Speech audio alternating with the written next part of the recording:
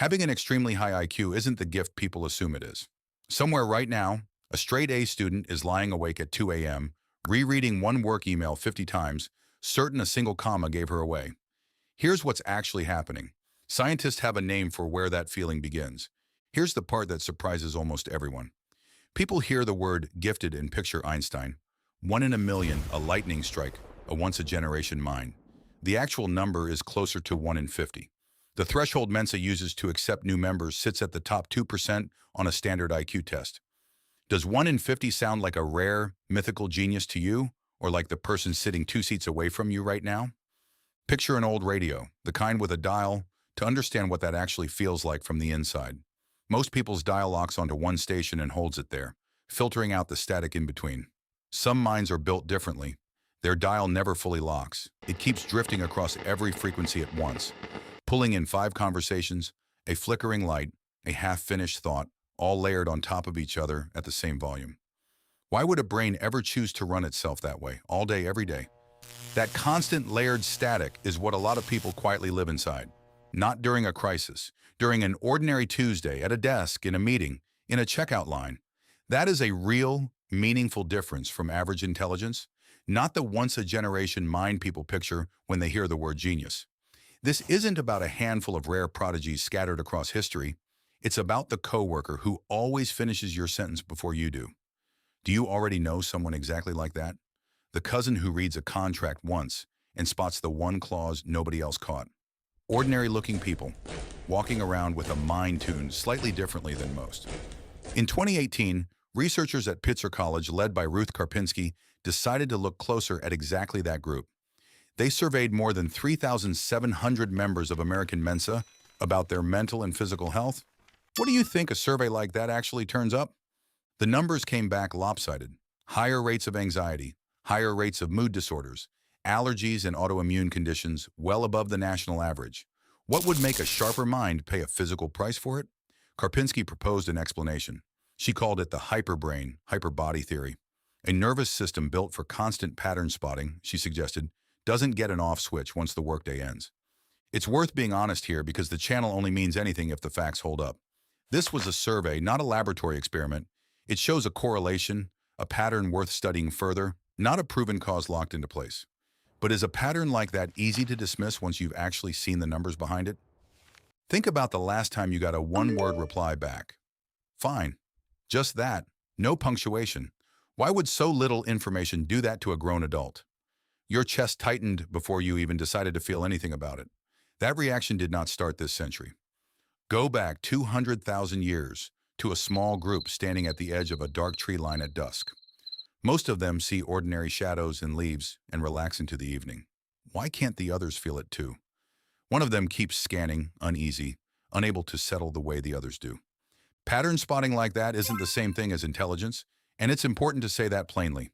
Plenty of people with average test scores have sharp instincts for danger. Plenty of brilliant minds have walked straight past a warning sign everyone else caught immediately. So why do the two traits still seem to travel together more often than pure chance would predict? Researchers are still working that question out. Here is what nobody tells you when they call someone gifted, though. The same mind that catches a typo everyone else missed can also catch the half-second pause before a friend answers a simple question. A flat tone buried in a text message. A raised eyebrow across a crowded room. It isn't a superpower that switches on for exams and switches off everywhere else.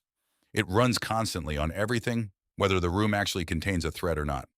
So if a sharper mind is wired for that much noticing, shouldn't it also be wired to produce history's biggest achievements? That's the assumption almost everyone quietly makes. In 1921, a psychologist named Terman decided to test that assumption directly, and the answer surprised even him. Terman pulled together 1,500 California school children with IQ scores above 135. Newspapers nicknamed them the Termites. What kind of adult grows out of a handpicked child genius? Terman believed he had found the next generation of Einsteins sitting quietly in ordinary classrooms, waiting patiently to be discovered. Doctors measured their height and weight. Teachers filled out detailed personality forms. Researchers mailed them questionnaires for the rest of the century, tracking careers, marriages, health, and income year after year. What do you imagine 1,500 hand-picked child geniuses actually grew up to become? The Termites grew up healthy, successful, and financially secure. But none of them became the revolutionary genius Terman had hoped to find. They became respected doctors, professors, scientists, engineers, accomplished lives, not history-altering ones. So if the smartest children money and testing could identify never produced a single towering genius, who actually did? Here's the twist nobody saw coming. Two boys applied to Terman's study as children and were rejected. Their scores landed just below his strict cutoff. Their files were closed, their names crossed off his list of future geniuses. Those two rejected boys were William Shockley and Luis Alvarez. Do you know what happened to the two boys the test said were not smart enough? Both grew up, entered physics, and both eventually won the Nobel Prize. The children Terman handpicked lived comfortable, capable lives. The two he turned away reshaped modern physics from entirely outside his study. What does that tell you about a test built specifically to identify future genius? It missed two boys who would later become Nobel Prize winners. That doesn't mean the test was worthless. It means greatness clearly needed far more than any single number could capture. So what actually closes that gap? Obsession, timing, a willingness to fail in public for years without quitting. A high IQ can sit right next to all of that and still never produce a single breakthrough on its own.